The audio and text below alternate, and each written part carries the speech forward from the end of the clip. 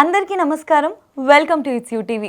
ప్రస్తుతం మనతో పాటు ఉన్నారు ప్రముఖ ఆధ్యాత్మిక ప్రవచనకర్త బ్రహ్మశ్రీ డాక్టర్ నోరి నారాయణమూర్తి గారు.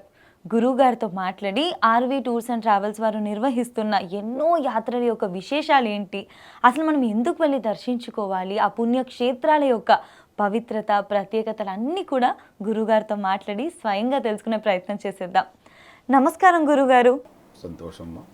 గురుగారు, కార్తీక మాసంలో చేసే యాత్రల్లో ముఖ్యంగా గుజరాత్ ఇంకా మధ్యప్రదేశ్కి కూడా వెళ్తూ ఉంటారు కదా, అసలు అక్కడ మనం చూడవలసిన ఇంకా దర్శించుకోవాల్సిన క్షేత్రాలు ఏంటి గురుగారు?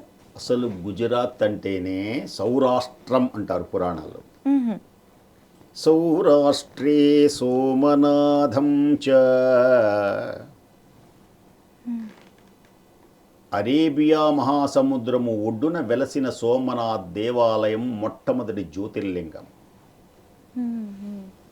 చంద్రుడి యొక్క రోగాన్ని పోగొట్టింది పుణ్యదేశం. లోకంలో కొందరు దాంపత్యం చాలా అనుకూలంగా ఉంటుంది. ఎంత అనుకూలంగా ఉంటుందంటే 63 లాగా ఉంటుంది.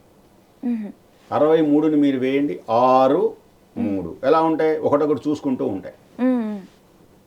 కొందరి దాంపత్యం 36 లాగా ఉంటుంది. 36 వేయండి, 3 అటు 6 ఇటు, ఎడమొహం పెడమొహం చేసుకునేటప్పుడు బ్రహ్మాండంగా నువ్వు నేను ఆహా ఓహో, ఆ తర్వాత ఛీ దుర్మార్గుడా. మరి దేనికని వస్తున్నాయి? మానసికమైనటువంటి దౌర్బల్యాలు.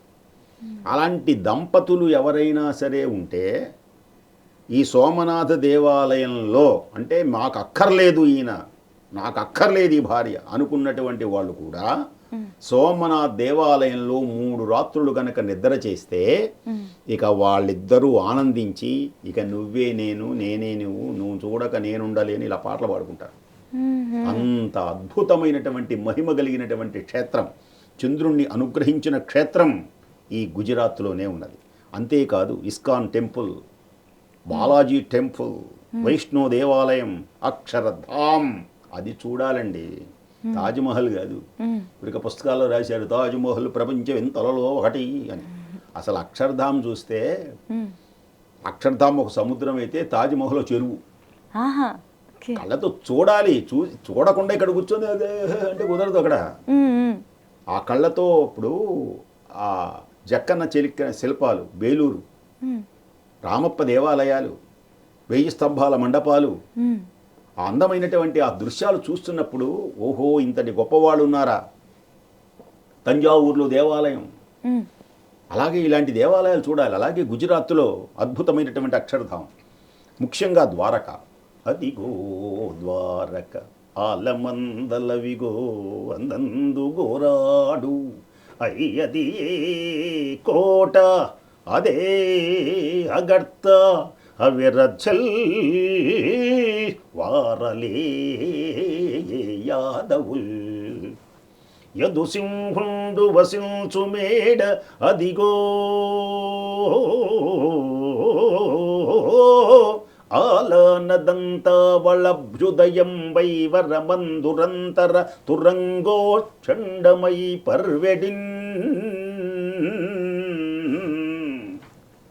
అలాంటి అద్భుతమైన అక్కడ పరమాత్మ, శ్రీకృష్ణ పరమాత్మ నివసిస్తాడనమాట అక్కడ. ధరణినేమి మహిమ చాట ద్వారకలో నుంటివో దేవదేవా. అలాంటి దివ్యమైనటువంటి మహనీయుడు. అక్కడే రుక్మిణీదేవి పరమాత్మను సేవిస్తుంది. సత్యభామ జడదిప్పుకుంటూ అంటూ ఉంటుంది. అష్టమహిషులతో కరకళలాడేటువంటి అద్భుతమైనటువంటిది. అంతేకాక నాగేశ్వర జ్యోతిర్లింగం, భేట్ ద్వారక, మూల ద్వారక, కృష్ణ ఆలయాలు ఉంటాయి అక్కడ. హే కృష్ణ కృష్ణ కృష్ణ అంటూ. అలాగే గుజరాత్ అనగానే గాంధీ గారు పుట్టిన చోటు పోర్బందర్. కొల్లాజి గట్టితేనేమి మా గాంధీ కోమటై పుట్టితేనేమి.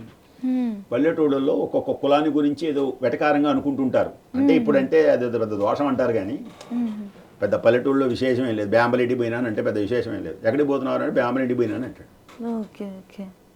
లేదు ఎక్కడికి పోయినానా అంటే అరే ఇంతవరకు ఆ తాకలోడు రాలేదేంద్రా అంటారు. ఇది పెద్ద తప్పులు కాదు. ఇప్పుడు అంటావా అంటావా అని అంటారు.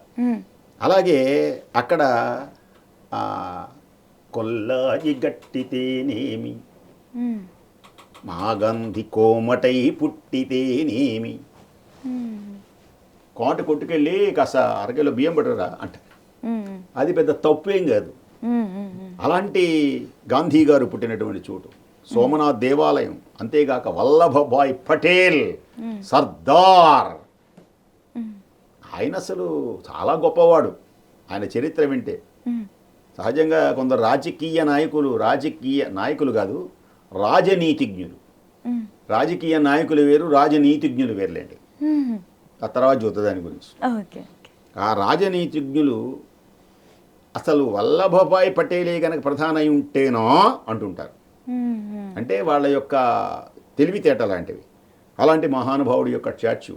మ్మ్. అలాగే అంబాజీ, అలాగే మాతృగయ అని ఉంటుంది అక్కడ. మ్మ్. దానిలో పితృదేవతలకు పిండ ప్రదానాలు చేయటం. అలాగే ఉదయపూర్లో స్థానికమైనటువంటి దర్శనీయమైనటువంటి అనేకమైనటువంటి క్షేత్రాలు. అలాగే శ్రీకృష్ణ పరమాత్మ యొక్క దివ్యమైనటువంటి ఆలయాలు మనకు అక్కడ. అలాగే ఉజ్జయిని అక్కడ దగ్గరలో, అది కూడా చూపిస్తారు. మ్మ్. దానికి కూడా మనం చెప్పుకుంటాం. ఉజ్జయిని అనేటువంటి ఇతడు మన క్షేత్రం, ఓంకారేశ్వరు, ఇవన్నీ కూడా ఆ వరుసలో మనకు చూపిస్తారు. ఇంకొక విశేషం ఏంటంటే భావనగర్లో మ్మ్. నిష్కలంక మహాదేవ్ ఆలయం ఉన్నది. మ్మ్. అది దరిదాపు 18 గంటలు నీళ్లలోనే ఉంటుంది. మ్మ్. 3 గంటల మాత్రమే ఆ నీళ్ళని తొలగిపోయి దర్శనమిస్తుంది. అదొక గొప్ప విశేషం. నీళ్లలో నీళ్లలోనే ఉంటాడు అక్కడ స్వామి. మ్మ్. నిష్కళంక మహాదేవ్ అనమాట. మ్మ్. మహాదేవుడు ఆ అత్యద్భుతమైనటువంటి ఆ సుందర దృశ్యాన్ని మనకి ఆర్వి ట్రావెల్స్ వాళ్ళు దగ్గరండి. గొప్ప విశేషం మనకు తెలియకపోయినా ఇప్పుడు నేను చెప్పాను కొన్ని, ఇంకా వివరంగా వాళ్ళు ఇదిగో ఇదండి మన దగ్గర కూర్చోబెట్టుకొని, మ్మ్. మన అమ్మ గనక పిల్లవాడిని ఒళ్ళో కూర్చోబెట్టుకొని చిన్ని చిన్ని కథలు చదువుతుంది అని, మనం కూడా అంటూ ఆ కథలన్నీ విని ఆనంద పారవస్యం చెందొచ్చు. ఖచ్చితంగా గురుగారు, చాలా చక్కగా వివరించారు గురుగారు, ధన్యవాదాలు. చూశారు కదా, అసలు గుజరాత్ మధ్యప్రదేశ్లో ఎంత అద్భుతమైన ప్రదేశాలు ఉన్నాయో. చక్కగా కుటుంబ సభ్యులతోని, స్నేహితులతోని వెళ్ళవలసిన ప్రదేశాలు ఇవన్నీ కూడా ఈ కార్తీక మాసంలో అస్సలు మిస్ చేసుకోవద్దు. మీకు ఈ ట్రిప్ గురించి ఎటువంటి డౌట్స్ ఉన్నా కూడా స్క్రీన్పై స్క్రోల్ అవుతున్న నెంబర్స్కి కాంటాక్ట్ అయ్యి మీ డౌట్స్ అన్నిటిని కూడా క్లియర్ చేసుకొని చక్కగా ఈ ట్రిప్ని ప్లాన్ చేసుకోండి. ధన్యవాదాలు.